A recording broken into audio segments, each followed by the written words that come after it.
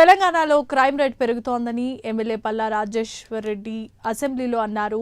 MMTS రైల్లో అత్యాయత్నం జరిగినా, advocate హత్య జరిగినా పోలీసులు పట్టించుకోవటం లేదని వాపోయారు. పల్లా విమర్శలకు మంత్రి పొన్నం ప్రభాకర్ సమాధానం చెప్పారు. ఎంఎంటీఎస్ ఘటనపై ప్రభుత్వం సీరియస్ గానే ఉందని, నిందితుడిని కూడా పోలీసులు అరెస్ట్ చేశారని మంత్రి పొన్నం ప్రభాకర్ తెలిపారు.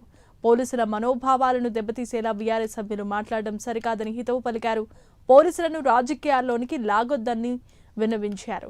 ఇక పోలీసులను ఉపయోగించుకొని ప్రభుత్వాన్ని నడిపితే మీలాగా ప్రతిపక్షంలోనే ఉండాల్సి వస్తోందన్నారు మంత్రి పొన్నం.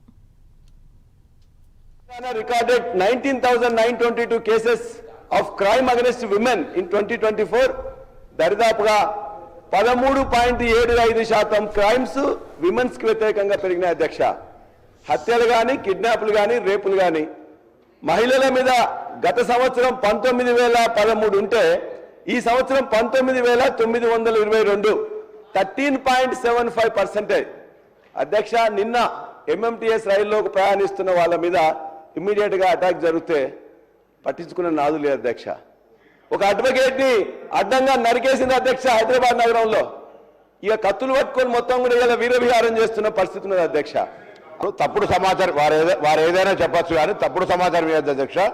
నిన్న ఎంఎంటీఎస్ కు సంబంధించిన రైల్లో జరిగిన సంఘటనలో నిందితుడు అరెస్ట్ చేయబడినాడు. అక్కడ పోలీస్ స్టేషన్ ఉన్నాడు. మీరు ఎవరు పట్టుకోలేదని అంటారు.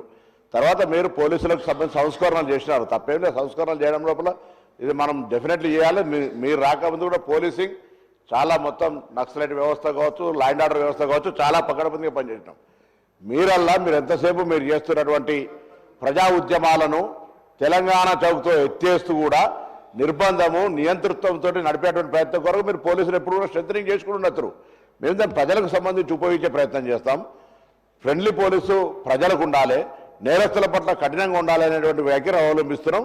నేను గతంలో చెప్పిన పోలీసుల అధికారాన్ని వినియోగించుకొని ప్రభుత్వం నడిపితే మీలాగా ప్రతిపక్షానికి రావాల్సి వస్తుంది.